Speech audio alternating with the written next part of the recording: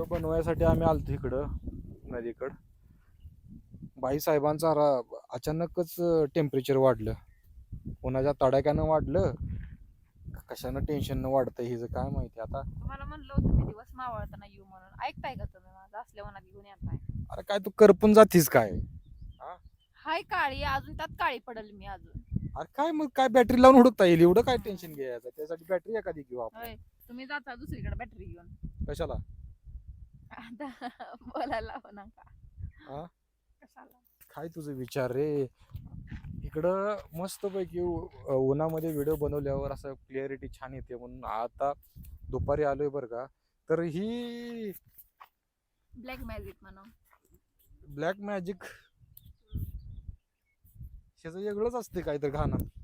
होय. हा?